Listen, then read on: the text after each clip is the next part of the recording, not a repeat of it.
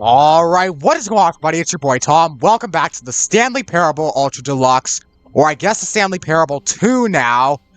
We've got some insane endings coming. What could it mean? Stanley decided to go to the meeting room. Perhaps he had simply missed a memo. Oh, shit. Yes, we gotta find those figurines. Ha. The confusion and the chaos all seemed to melt away as Stanley embraced the bucket.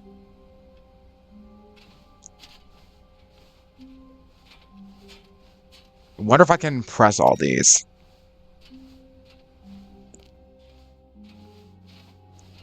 Now, wait a second. Stanley clung the bucket to his cheek. Could his co-workers really all be gone? Wait a second. Wait a second. Aha! Oh. Can I... Is that balloon blocking me? Aha! Yes, whispered the bucket into Stanley's ear. We've done it. We've escaped from that dull office and that pesky narrator. Yes! At last, out here in the white void, we are alone. Now, and for the first time, I can reveal to you my true self.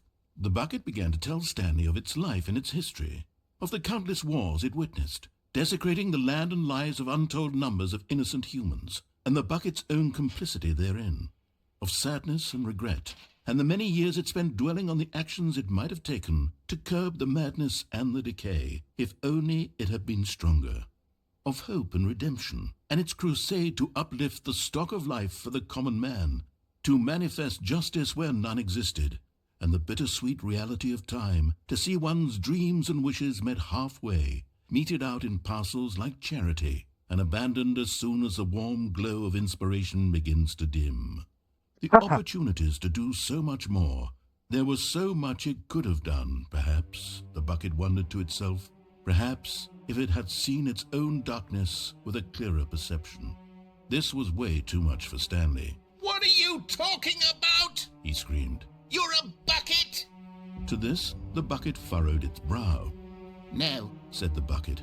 not since the evil wizard Gambhorata first ensnared me in his machinations as payback for the sacred amulet I stole from his treasured vaults. I was young back then and could not conceive the ramifications of... No! Stanley screamed even louder this time. This is stupid! You are a bucket! This is so stupid! Why are we even doing this? As Stanley screamed and screamed and screamed, the bucket revealed its true form, transforming into a mighty beast of untold power, its fangs glistening like...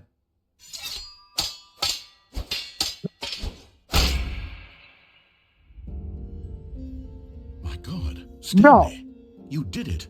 You saved us from the bucket. Thank God you already had all 12 emblems of sages and knew the incantations to summon their true power. Otherwise, we would have easily been overwhelmed by the bucket's power.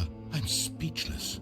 You've demonstrated such bravery here today. Come, let's restart the game, and we'll agree to never again go trifling with this bucket, nor the dark magic cast away inside of it.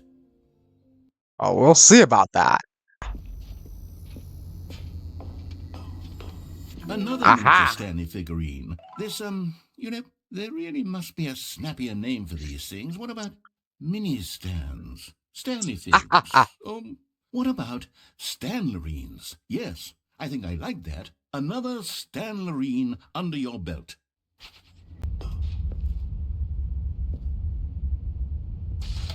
The lights rose on an enormous room packed with television screens. What horrible secret did this place hold? Stanley and the bucket both wondered to themselves. Aha! But just as Stanley was about to proceed further into the mind control facility, he tripped and fell over the railing and into the dark void below. Thankfully, he fell directly onto the bucket, which Trick me. cushioned his fall. Now, what to do next? Stanley wondered. Stanley and the bucket could find no way out of this enormous pit, and so eventually they decided that the best thing to do would be to simply get comfortable down here. So they set up a little couch and relaxed. It really wasn't so bad down here, a bit cold perhaps. After some time had gone by, they installed a few shelves as well, and a sort of kitchenette that was useful for when the bucket was craving paninis. But it wasn't until the rugs and the standing lamps came in that it really started to feel like a home. Yes. In fact, after some time, Stanley realized that it had been ages since he had even thought of the mind control facility at all. He'd never gotten to fully explore what was up there, never been able to unearth the many mysteries of the mind control facility. This lack of closure began to eat at him. Soon he was dwelling on his regrets, and the NBC. state of the home slowly decayed as Stanley became withdrawn and neglected the cleaning. It unsettled the bucket deeply. Stanley wasn't usually like this. The bucket tried to reach out to him again and again, but to no avail. All Stanley could think about, all he could talk about, was going back, doing it over again, staying on the path.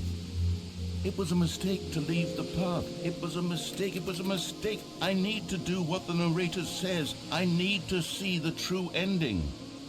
This made no sense at all to the bucket, which was simply trying to live its life down here as comfortably as possible. Yet Stanley was unconsolable. This isn't an ending.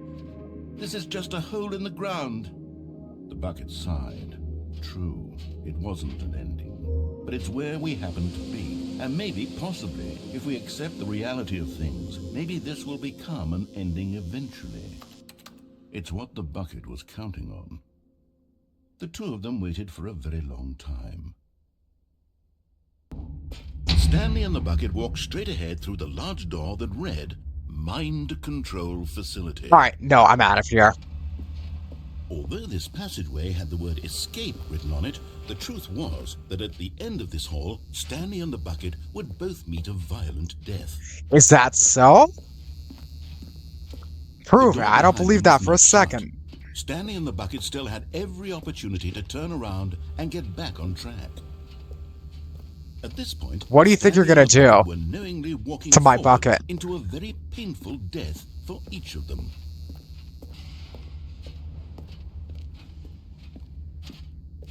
What do you think you're possibly gonna do?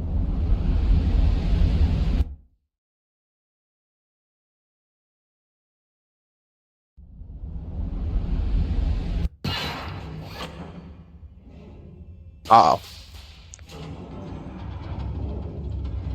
Creepy sounds. Uh-oh. As the machine whirred into motion and Stanley and the bucket inched closer to their demise, Stanley reflected on how meaningless the bucket's warmth and comfort had turned out to be. To be sure, it puts the mind and the soul at ease to embrace the bucket, but what use is a sense of ease when you're about to be crushed to death? This is what Stanley thought to himself, and he sort of kicked himself for wasting so much time carrying a bucket everywhere. Crap. Farewell, Stanley.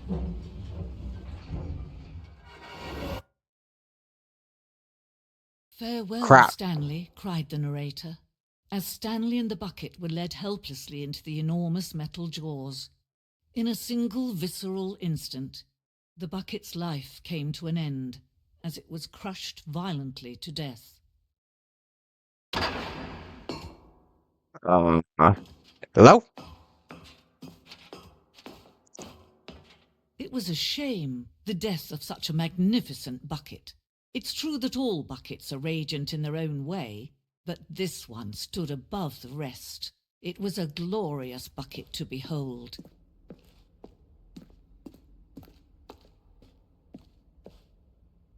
Oh, damn. We're standing at the precipice of knowledge, much like a bucket itself. The human mind is frequently empty within a cavernous void. Through the use of things in front of you, the mind becomes full and enriched, and substantiated knowledge of the bucket and history of the only true knowledge we really have.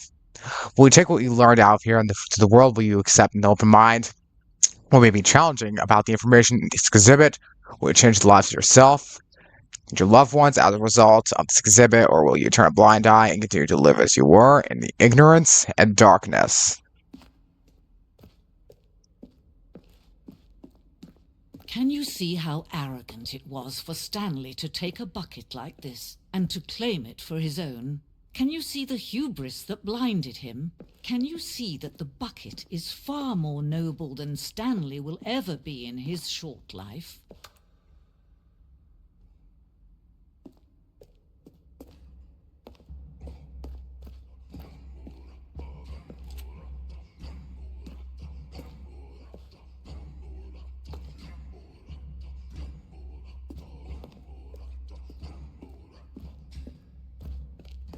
No man can own a bucket, and certainly not a bucket as dazzling to behold as this one. It is man who should kneel before the bucket.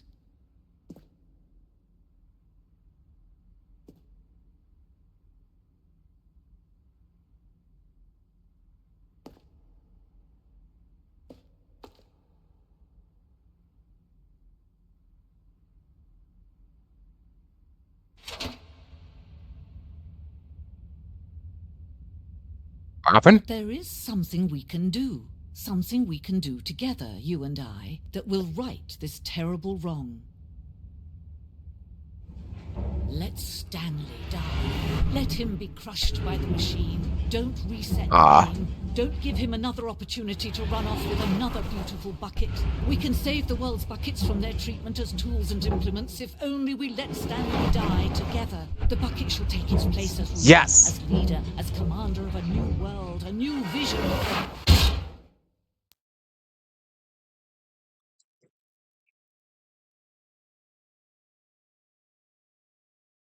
Bye, Stanley. Was the bucket under the mind control facility's influence as well? Had the bucket been Yo, told that's to the do face things punch it logo. didn't wish to do? Did you see that? What kinds of things does a bucket want to do or not want to do in the first place? These questions raced furiously in That's the Stanley's freaking mind. face punch logo. No! He screamed into the bucket. He couldn't accept it. Never even noticed His own that. life in someone else's control? Never! He squeezed the bucket tighter. His one friend in the entire world. At this point, he could trust no one except for the bucket. Yes. But here was the proof. The heart of the operation. Controls labeled with emotions. Happy, or sad, or content. Walking, eating, working, all of it monitored and commanded from this very place. And as the cold reality of his past began to sink in, Stanley decided that this machinery would never again exert its terrible power over another human life. For he and the bucket would dismantle the controls for good. Two best friends, Stanley and the bucket, up against the world. Did They they? high-fived in a really cool way, and the bucket made a sassy comment about taking down the system. Aha. We'll see about that. But at the last second, the bucket jumped in and pressed the button to turn on the controls. Ha-ha. Stanley gasped in horror. Had this been the bucket's plan all along? To take over the machine and claim the power for itself? It was. How could the bucket have betrayed him like this? Stanley was prepared to throw the bucket away in disgust when suddenly an image appeared upon the enormous screen. Birds. What the hell? Silly, silly birds. The control buttons became active again. Stanley flipped through one video of silly birds after another, and then it dawned on him. This wasn't a mind control facility at all. It was a facility for monitoring and surveilling silly birds all over the world. The mind controls were only a facade to disguise its true intentions. Had the bucket known this all along? Stanley marveled at the metal genius in his hands, the one who had pointed him towards this incredible discovery. Stanley and the bucket never found freedom because they spent the rest of their lives here in this place, flipping through live streams of the silliest birds imaginable. Of all the possible paths his life could have taken, this one was surely the best. And Stanley was happy. Right. Coming to a staircase, Stanley and the bucket walked upstairs to the boss's office. Get me out of here. Bucket hates the boss. But Stanley just couldn't do it. He considered the possibility of facing his boss, admitting he had left his post during work hours. He might be fired for that. And in such a competitive economy, why had he taken that risk? Oh, it's the All same because Raw. he believed everyone had vanished? His boss would think he was crazy. And then something occurred to Stanley. Maybe, he thought to himself, maybe I am crazy. He looked down at the bucket in his arms. Am I crazy? He asked the bucket. The bucket returned his gaze, but said nothing at all. That's strange, Stanley thought. Usually the bucket is a source of guidance and wisdom for me in difficult times such as these. He held the bucket close, yet felt none of its familiar reassurance and comfort. And that's when Stanley realized, this isn't my bucket. It's just a normal, everyday bucket. Someone else's bucket, perhaps. How did I end up with someone else's bucket? This is all terribly wrong. Surely no good would come from this. Who knows what sorts of bizarre hallucinations Stanley might experience without the psychologically grounding presence of his bucket. And indeed, now he noticed that the rooms were repeating, which was, of course, very odd. And now he felt himself floating off the ground. Oh, gracious, Oh no. he exclaimed. It's happening again. I've gone truly mad. Where is it? I must find it. Far off in the distance now, he heard it, calling to him. I'm on that stuff again. Stanley, it's me, the bucket. Could it truly be? He rushed forward from room to room, passing by one bucket after the next. None of them were his. None of them were his special bucket. Come to me, Stanley. Find me. He had to find the bucket. He had to return to his old friend. It was the only way to truly restore his sanity. And then suddenly, he froze dead in his tracks. He knew where the voice of the bucket had been coming from. The real bucket was inside of him all along. It was incredibly painful. Stanley doubled over in agony and blacked out.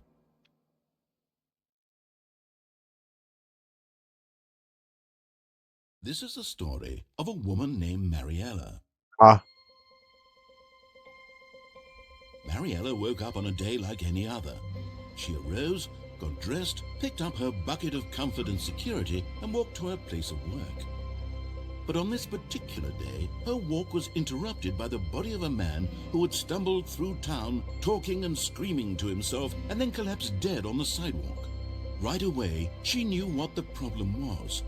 This man had no bucket.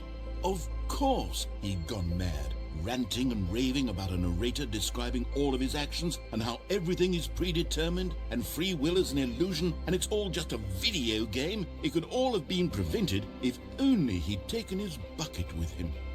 Perhaps he didn't even realize he'd forgotten his bucket at home in the first place. How cruel the world can be, Mariella thought, and she hugged her own bucket even tighter. But of course, she had no time for this. There were a myriad of confusing problems she would soon have to confront at work, for which her bucket would provide absolute guidance and total clarity on everything. Heck yes, she thought to herself, my life kicks ass. And she backflipped all the way to work. Yay. Alright, you think you can keep the bucket from the closet? Stanley, can you feel it? The broom closet. It wants the bucket. Famous closet? You can feel that, can't you? The aura of jealousy? It's as clear as day. This broom closet believes it deserves the bucket. I can really feel it now. It's a bucket. It belongs in a broom closet. That's what the broom closet is trying to say here. It's supposed to go with the other cleaning supplies. Good for you, Stanley. Don't give in. Don't hand over the bucket. I know how hard it must be, given the pressure that the broom closet is putting on your shoulders right now, but you have to be strong. This is your bucket. This is your companion and lifelong friend. You can't hand it over. Oh no. We're getting into name-calling now, it seems. Is this how low the broom closet has sunk, that it has to resort to this stream of petty insults simply in order to get you to hand over the bucket? Stanley, I never liked this broom closet for a variety of reasons, but even this is worse than I had imagined. And wait, now the broom closet has the gall to imply that you and the bucket are not truly deep and lasting friends? Oh, That your really? relationship is purely superficial and convenient? That your life is so banal and meaningless that you'd feel the same sort of kinship towards any inanimate object which happened to lay in your path in an even partially enticing manner? Well, I'd never. Go on, Stanley. Lay into it. Really tell the broom closet off for its demeaning comments. Expand on the wide variety of experiences you and the bucket have shared together. Go through each of them point by point. Share your journal entries detailing the rich emotional landscape of your feelings for the bucket as they have changed and evolved over the years. Let him have it. Well, I spent a centillion Googleplex years in here, so the bucket can probably spend a grand number of years in here. I've got you something which I think will help settle this debate once and for all. Here we go. There. Aha! Now it's settled. No more debate, no more discussion. Take a hike, broom closet, with all your meandering philosophical diatribes about the nature of cleaning supplies and their relationship to broom closets in the natural order of things.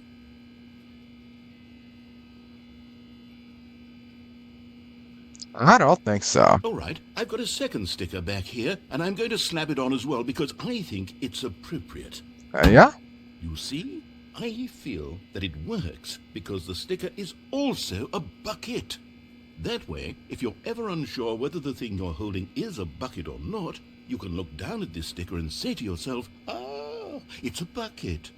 There really is a wide variety of applications. How's the second sticker under the first sticker?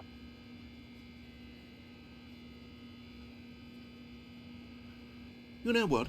I could take the name-calling and the dismissal of your kinship with the bucket, but now the broom closet is just giving us a silent treatment. And to be honest, I'm sick of the pettiness on display.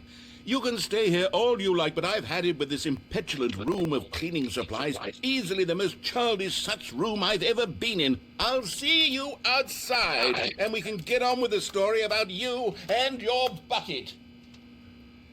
Haha.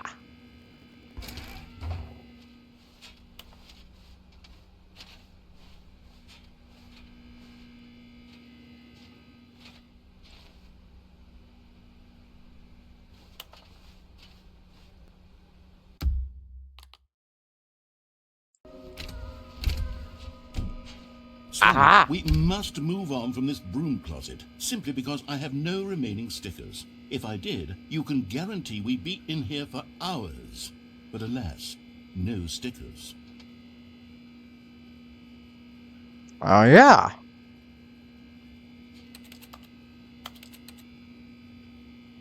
I'll wait. Many unbearable hours later. Damn. Nothing.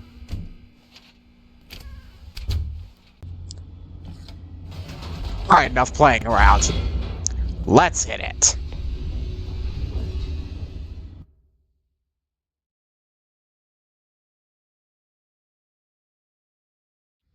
The elevator raced downward, plummeting towards an unknown fate. It would be all Stanley could do to keep himself together, if not for the bucket.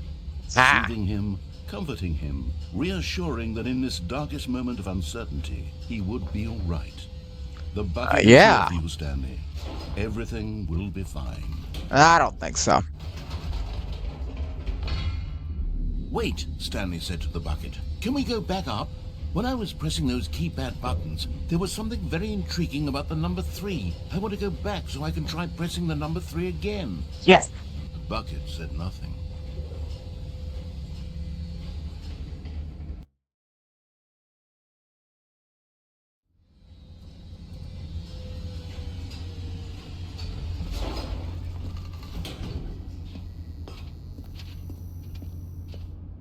Here we are, said Stanley. Now I'm going to try out that number 3 button.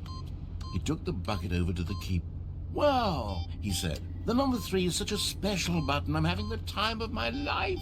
Ha. Stanley looked That's right. expectantly at the bucket, but the bucket remained silent. This was a shock to Stanley, who had always felt such a connection with the bucket. How was this not as exciting to the bucket as it was to him? Once Stanley had had enough of the number 3, he got back in the elevator. Perhaps the bucket had That's missed right. him. We have a Perhaps he mission. had not seen how much joy Stanley got from slamming the number 3 repeatedly.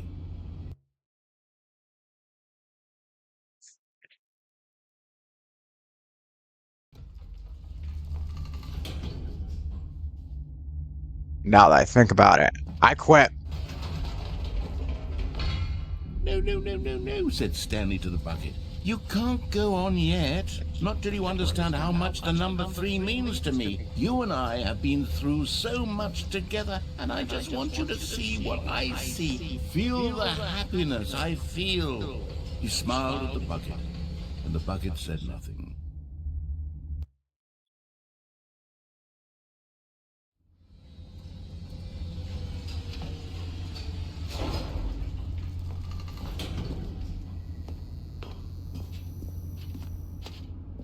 Here we go, said Stanley. This time I'll really show you. He ran to the number 3 and began to wail on it like a musician on a beloved instrument, weaving a concerto of truth and passion. He wielded the number 3 like a fine artist would wield a paintbrush. He told stories through the number 3, stories of his dreams and hopes and fears. And the whole time, he looked to his bucket for a reaction of some kind. Anything to let him know that the bucket appreciated what he was doing. The bucket conveyed absolutely nothing at all, only silence. Crushed by a wave of dejection, Stanley returned to the elevator.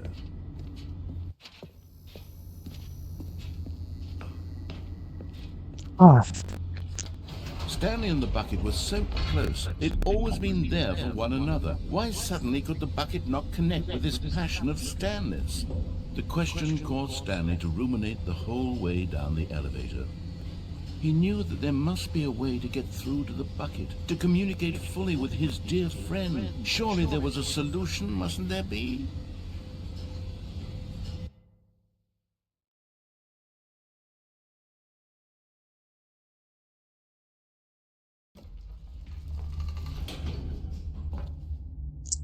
negative.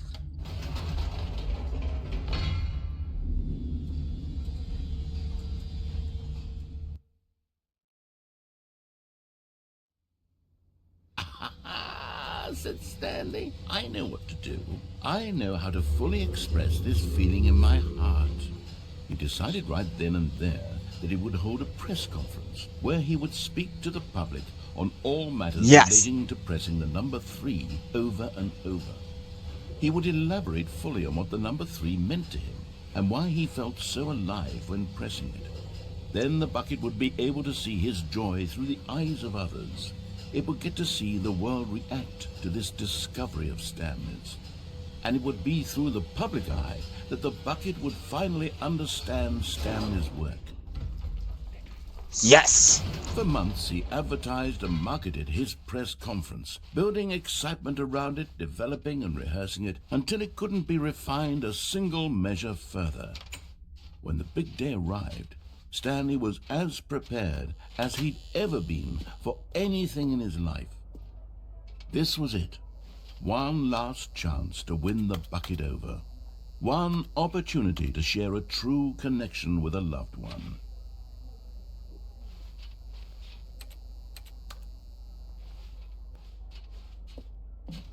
Yes. There was no one here. What? Nobody had come to the press conference to hear Stanley speak, to listen to him talk about what it really means to press the number 3 on a keypad over and over. He was unloved, uninteresting, he was a failure, and in that moment Stanley knew that the bucket would never again take him seriously. There would be no connection, no deeper understanding. The bucket merely sat there in his arms, indifferent. And so it began that slowly, over many years, the two of them grew more and more distant. They spoke less and less, neither wishing to state the obvious, that any sense of real respect between them had eroded since that day at the press conference. There would be no more games, no more long conversations about passion and pursuit, only a silence that consumed the space between friends. And Stanley, having for once in his life discovered the warmth and comfort of true companionship, was cast back into the unremarkable normalcy of loneliness. Hmm.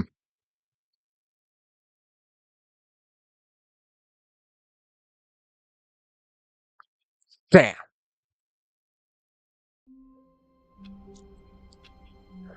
All right, well, I'm going to end it right there. I've been recording for about 40 minutes, but I love you guys. I'll see y'all tomorrow night for Class of '09. Have a good night. Peace out.